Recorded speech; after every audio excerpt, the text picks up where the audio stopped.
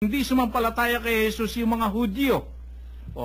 Mga Hudyo, ang Panginoong Jesus, lahi din nun, sa Hudyo nang galing. Pero marami mga Hudyo ang hindi sumampalataya sa Panginoong Jesus. Bakit kaya? Tingnan po natin ang nilalaman ito. Pagkasabi nito, si Jesus ay umalis at nagtago. Bagamat nakita nilang gumawa siya ng maraming kababalaghan, hindi rin sila sumampalataya sa kanya. Sa gayoy natupad ang sinabi ni Propeta Isaías, Panginoon, sino ang naniwala sa mga salitang narinig nila sa amin? Kanino ipinakita ng Panginoon ang kanyang kapangyarihan? Tulad ng sinabi ni Isaías, hindi sila makapaniwala sapagkat binulag niya ang kanilang mga mata at pinatigas ang kanilang mga ulo upang hindi sila makakita ni makaunawa ang kanilang mga isip o manumbalik sa akin upang sila'y pagalingin ko. Sinabi ito ni Isaías sapagkat nakita niya kung gaano kadakila si Jesus at nagsalita siya tungkol sa kanya. Gayunman, maging sa mga pinuno ng mga Hudyo ay marami ang sumampalataya sa kanya. Ngunit hindi nila ipinahayag ito dahil sa takot sa mga Pariseo. Baka sila'y itiwalag sa sinagoga sapagkat inibig pa nilang kalugdan sila ng tao kaysa kalugdan ng Diyos. Yun. Talagang naging mahina ang kalooban ng mga Hudyo noon. Kaya sa halip na sila buong pusong maniwala sa Panginoong Hesus, takot kasi sila sa mga Pariseo. Ito kasi mga Pariseo, ito kasi ang pinaniniwalaan dito, yung unang aklat ng matandang tipan mga aral ni Moises. Itong mga Pariseo na ito. At itong mga sinagoga, itong mga sentro nilang mga parang meetingan nila noon nung mga panahon na yun. Parang simbahan din yan. Walang simba, no? Pilya. Nung araw nabot-abot ko ito, Kuya Jo, Kuya Ben, doon sa probinsya no, ako'y maliit-liit pa yung tao sa baryo, lalo na kung maliwanag ang buwan, meron silang pinakasentrong pulungan doon kung baka puno ng manggat, mga ugat ng mangga nag-usili, yun ang upuan nila. At doon sila nagkukwento-kwentuhan. Parang ginagawang kubol. Pero wala pang kubo, andun pa lang sila sa mga ilalim lang ng puno. Sa ilalim ng puno. Doon sila nagtitipon-tipon sa pinakasentrong pagkatapos, pagka umabot na ng mga alas 9, alas 10 ng gabi, nag-uuwian na sila. Pero doon, yung kanilang... yun doon sila nag-uuwi. Kuya Jo, ano pong nakikita nyo rin sabi nasa kong iray? Mga kapatnubay, hindi sumampalataya kay Jesus ang mga Hudyo. Ayon po kay Propeta Isaías, kahit marami ng kababalaghang nakita kay Jesus, ayaw pa rin sumampalataya sa Kanya. Kaya binulag ng Diyos ang kaisipan at pinatigas ang mga ulo ng mga Hudyo upang hindi nila maunawaan na siya at si Jesus ay isa. Hindi rin po ay pinaunawa ng Diyos sa mga Pariseo kung ano ang kapangyarihan ng Ama, gayon din ang kapangyarihan ng Anak. Dahil si Isaías mismo ang nagpapatotoo kung gaano kadakila ni Jesus. Yun, mismo si Propeta Isaías, una ito, di ba? Una si Isaías kaysa kay Jesus. Unang-una ito, pero naipipredict na niya yung mga mangyayari ni Isaías.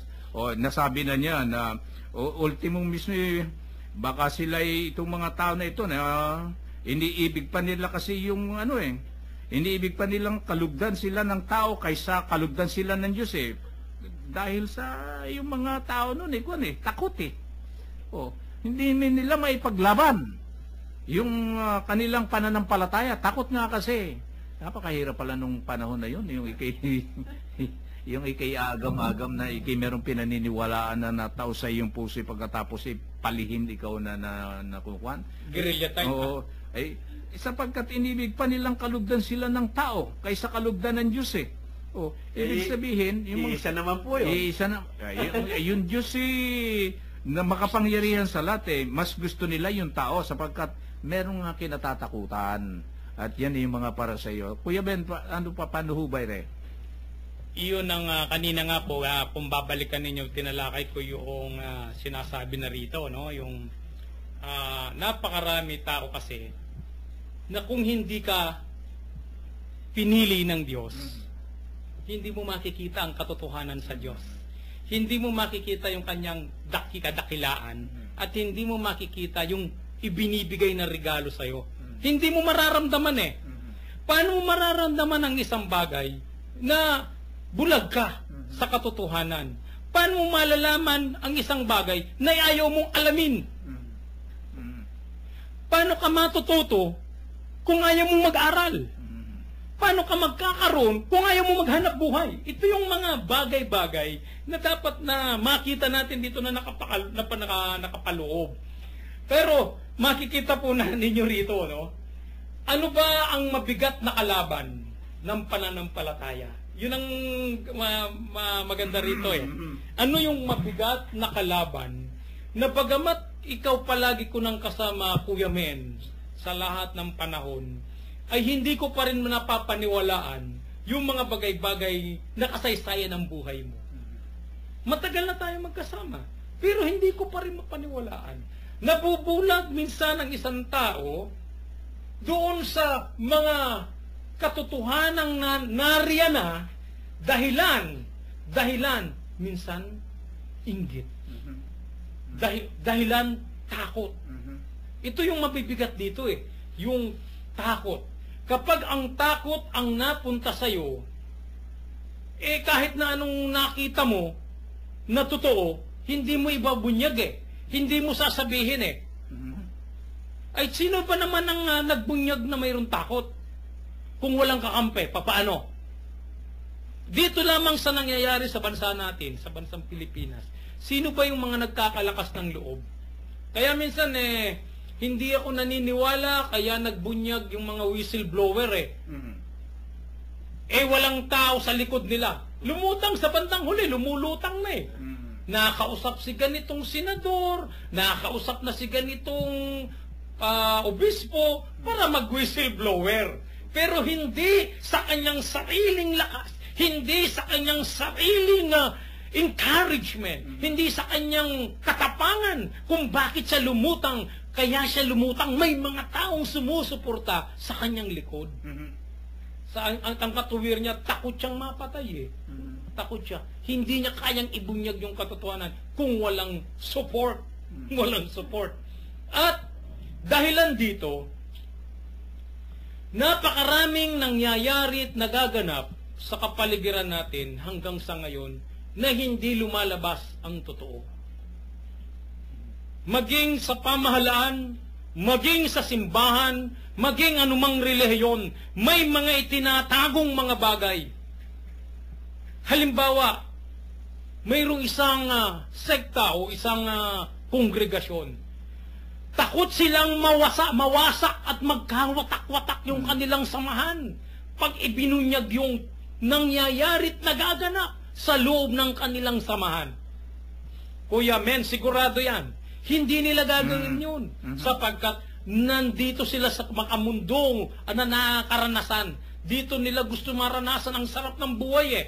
Pero kung ang gusto nila maranasan ang sarap ng buhay, doon sa kabilang daigdig, doon sa kaharian ng Diyos, nakatitiyak tayo. Hindi matatakot na ibulgar ang anumang bagay makakaapekto sa buhay nila dito sa mundo. Pero pag ang tao'y makamundo, naroon ang takot.